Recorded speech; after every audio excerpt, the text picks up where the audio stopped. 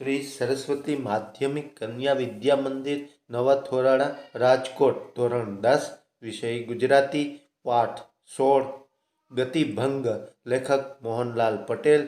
સાહિત્ય પ્રકાર લઘુકથા, ભાગ 1. નમસ્કાર વિદ્યાર્થીની બહેનો. આજે આપણે ધોરણ 10માં ગુજરાતી વિષયમાં પાઠ 16 કે જેમનું નામ છે ગતિભંગ. આ એક લઘુકથા છે. લઘુ એટલે નાની કથા, સ્ટોરી, જેમના લેખક છે મોહનલાલ પટેલ. સૌપ્રથમ આપણે લેખક વિશે થોડું માહિતી અને શીર્ષક વિશે થોડી માહિતી છે એ પ્રાપ્ત કરીએ તો, ગતિ એટલે એક પ્રકારનો વેગ. એ વેગની અંદર ભંગ પડવો, અહીં ચાલવાની ગતિ. આ પાઠમાં જે પાત્ર છે ડુંગર અને ડુંગરની પત્ની અને એની મૃત પુત્રી કે જેમનું નામ છે બબલી. બરાબર. તો મોહનલાલ પટેલે આ લઘુકથામાં એ સરસ મજાનો કન્ટેન્ટ કે જે મૃત દીકરી છે એની યાદ આવતા ડુંગરની પત્ની છે એની ચાલવાની જે ગતિ છે એની અંદર જે ભંગાણ પડે છે, એક માતાનું અને એક પિતાનું એના સંતાનો પ્રત્યેનું જે આકર્ષણ છે, પ્રેમભાવ છે, એ અહીં જોઈ શકાય છે. તો મોહનલાલ પટેલ, મોહનલાલ બભઈદાસ પટેલનું વતન ઉત્તર પ્રદેશનું પાટણ છે. વર્ષો સુધી શિક્ષણ કાર્ય કર્યા બાદ હાલ તેઓ નિવૃત્ત જીવન ગાળે છે. પ્રત્યાલંબન, ઝાકળમાં સૂરજ ઉગે એ એમની લઘુકથાઓના સંગ્રહો છે. બંધન, ડેડ એન્ડ, હાસ્યમર્મર, લાંછન એ તેમની નવલકથાઓ છે. ગુડ મોર્નિંગ અમેરિકા એ એમનો પ્રવાસ ગ્રંથ છે. મોપાંસાની શ્રેષ્ઠ વાર્તાઓ એમનું અનુવાદનું એ પુસ્તક છે. તો વિદ્યાર્થીની બહેનો, આપણે થોડી એની આ લઘુકથાની એક ટૂંકો પરિચય સારાંશ રૂપે આપણે જોઈએ તો, કથા સાહિત્યનું લઘુ સ્વરૂપ એટલે લઘુકથા. નવલકથામાં નાયક કે નાયિકાનું સમગ્ર જીવનનું વર્ણન હોય છે, જ્યારે ટૂંકી વાર્તામાં નાયક કે નાયિકાના જીવનનો કોઈ એક મહત્વનો પ્રસંગ કેન્દ્રમાં હોય છે. અહીં પણ એવું જ છે. લઘુકથામાં માનવ જીવનની એક ક્ષણનો મહિમા હોય છે, એટલે કે એક ટૂંકો પરિચય છે એ હોય છે, જે અત્યંત લાઘવ એટલે કે ટૂંકાણથી અને અંત છે ને એકદમ ચોટદાર, આપણને આમ જાણે ચોટ લાગી જાય, એક પ્રકારનું દુઃખ ઉત્પન્ન કરી જાય એવો હોય છે. ગતિભંગ લઘુકથાની શરૂઆતમાં ગાડી પકડવાની ઉતાવળે પગલે જતા ડુંગર અને એની પત્નીનું ચિત્ર છે. ડુંગર અને તેની પત્ની રાજપુર સ્ટેશને ગાડી પકડવા ઝડપથી જઈ રહ્યા છે, ટ્રેન પકડવા માટે. પરંતુ ડુંગરની પત્નીની ચાલવાની ગતિ મંદ પડી ગઈ છે. ડુંગર એના પર ગુસ્સે થાય છે, કેમ કે તેને થાય છે કે પત્ની આમ ધીમી ગતિએ ચાલશે તો ચોક્કસ ગાડી છે ને એ ચૂકી જવાશે, ટ્રેન છે એ જતી રહેશે. તેમની પત્નીની ગતિ છે એ મંદ પડી જવાનું કારણ તેને માર્ગમાં પોતાની મૃત બાળકીના પગલાંની છાપ, એક એની પુત્રી છે નાની, એ મૃત્યુ પામી છે, જેનું નામ છે બબલી, એના જેવા જ એ ધૂળિયા માર્ગની અંદર એના પગલાંની છાપ છે એ જોઈ અને એની પત્નીની જે એની યાદ આવતાની સાથે, એ બબલીની યાદ આવતા, મૃત પુત્રીની યાદ આવતાની સાથે એ ડુંગરની પત્નીની ચાલ છે એકદમ ધીમી પડી જાય છે. એ છાપ જોઈને તેના હૈયામાં મૃત બાળકીની યાદ છે ને એ સળવળી ઉઠે છે. પણ પરંતુ લાકડીના ટેકે ઊભેલા પતિને જોઈને રખને ગાડી ચૂકી ન જવાય તે માટે તે સ્મૃતિને ખંખેરી અને તેની સાથે ઝડપથી અને ઝપાટાબંધ પગ ઉપાડવાની કોશિશ કરે છે.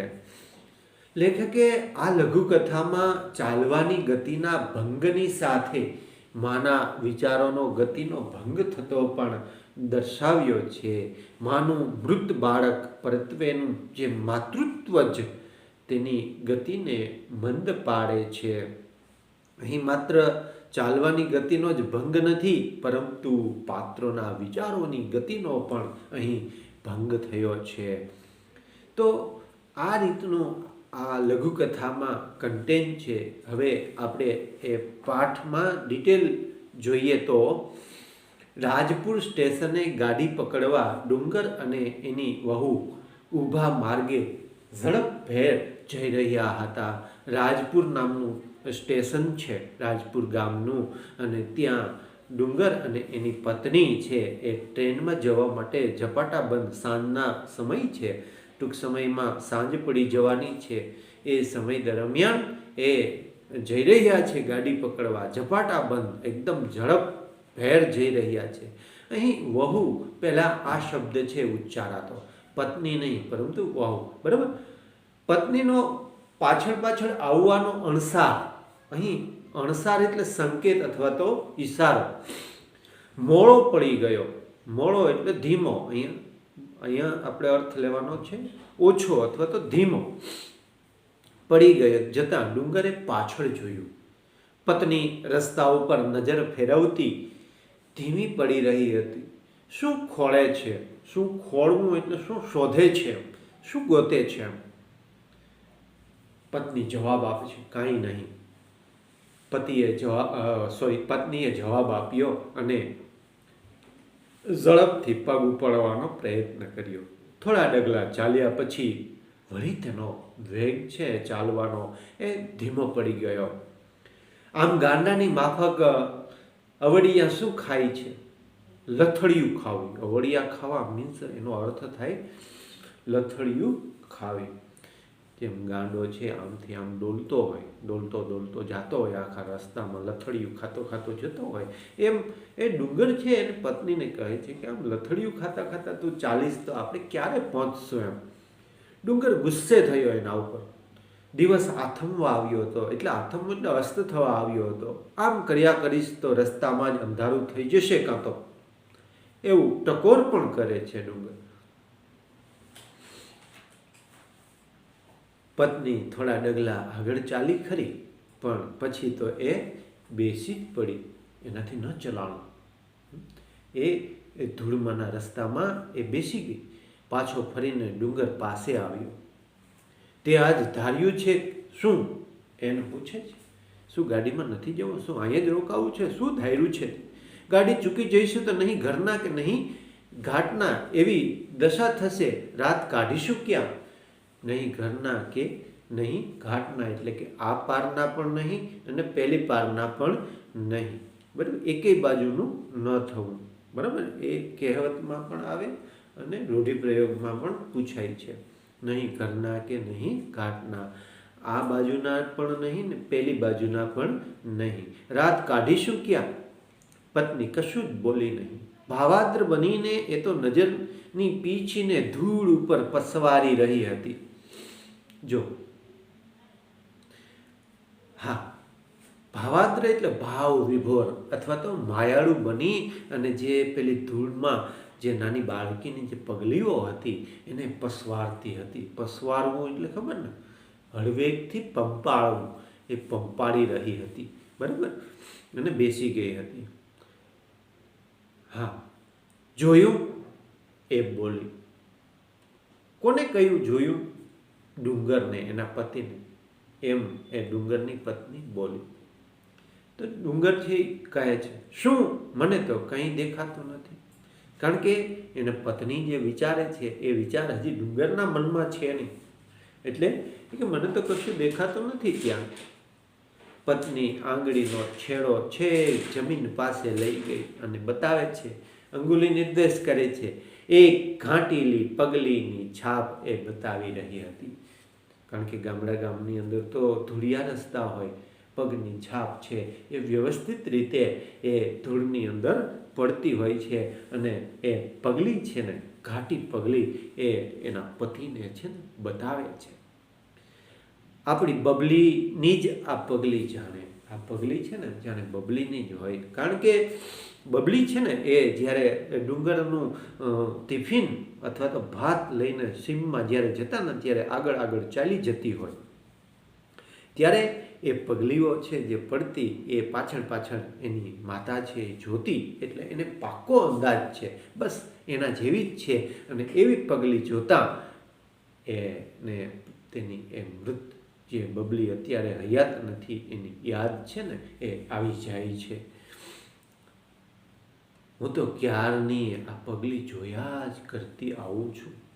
બરોબર એ જ પગલું હો, આંગળાની બોર જેવી જ છાપ કે જેવી બબલીની હતી. ગાંડી એવા પગલાં તો ઘણાય હોય. લે ચાલ, મોડું થશે.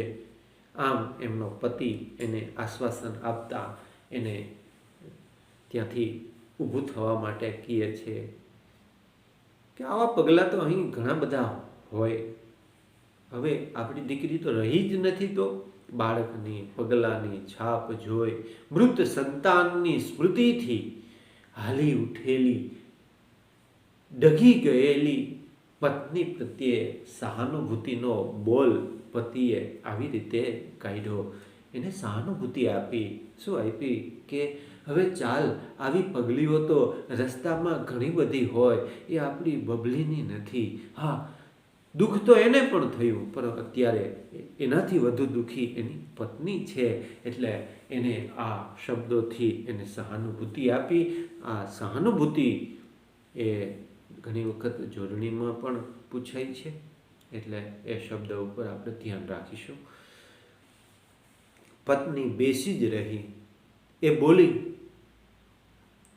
ખેતરે જતા અને આવતા આગળ દોડી જતી બબલીની પગલીઓ મારે હૈયે જાણે ચઢાઈ ગઈ છે. આ એ જ પગલીના બીબામાં પત્નીની નજર ઢળી હતી. બીબું એટલે આખું છાપ, એક પ્રકારનું બીબું, ખોખું જેને આપણે કહીએ ને, અહીંયા છાપ, એમાં એની નજર છે ને એ જળાઈ ગઈ હતી. ખેતરે જતા ને આવતા આગળ દોડતી આપણી બબલીની પગલીઓ છે ખરેખર આવી જ હતી. ડુંગર એકવાર પત્નીના મુખ સામે જોઈ રહ્યો અને પછી પોતાની નજર ગગનના કોઈ માર્ગ તરફ વાળી લીધી. બંને જણ સ્થિર થઈ ગયા. હવે બંને આ દુઃખની અંદર, પોતાની મૃત પત્નીનું દુઃખની અંદર ગરકાવ થઈ ગયા છે. પતિ પણ હવે ગગન સામે જોઈ છે, આકાશમાં. મૃત પુત્રીની વેદના છે બંને ઉપર છવાઈ ગઈ છે અને બંને પતિ અને પત્ની છે એ દુઃખમાં ગરકાવ થઈ ગયા છે. પતિ પણ હવે કોઈ આકાશના ખૂણા તરફ નજર નાખી અને આકાશ તરફ જોઈ રહે છે. ડુંગર એકવાર પત્નીના મુખ સામે જોઈ રહ્યો અને પછી પોતાની નજર ગગનના કોઈ માર્ગ તરફ વાળી લીધી અને બંને જણા ત્યાં ને ત્યાં સ્થિર ઊભા રહ્યા. લાકડીના ટેકે ગગન તરફ મોં ફેરવીને ઊભા રહી ગયેલા પતિને જોઈને પત્ની એકદમ સાવધ, એટલે કે સાવધાન, સતેજ બની ગઈ. એણે કહ્યું, લ્યો હેંડો, હવે પગ ઉપાડો ઝટ, ગાડી ચૂકી જઈશું. અને બંને જણ વળી બમણા વેગથી ચાલવા માંડ્યું. પત્નીને ખબર પડી ગઈ કે હવે મારો પતિ પણ આ દુઃખની અંદર ગરકાવ થઈ ગયો છે, એટલે એ ભાંગી પડશે. એટલે પોતે જ એને આશ્વાસન આપતા એ ત્યાંથી ભારે હૈયે આવા શબ્દો સાવધાન બનીને એ એના પતિને કહે છે કે ચાલો હવે આપણે ઝડપથી ચાલીએ અને ગાડી ચૂકી જઈશું તો અહીંયા જ સાંજ પડી જશે, અહીંયા જ રાત છે એ કાઢવી પડશે અને બંને પછી એક નવા વિચારની સાથે એ આગળ વધવાની કોશિશ કરે છે, બમણા વેગથી એ આગળ વધે છે. અહીં આ પાઠ છે એ પૂરો થાય છે. અહીં અંત જો આપણને બહુ આઘાત દુઃખ આપતો જાય એવું આ લઘુકથામાં લેખકે નિર્મિત કર્યું છે અને આ લઘુકથા અહીંયા પૂર્ણ થાય છે.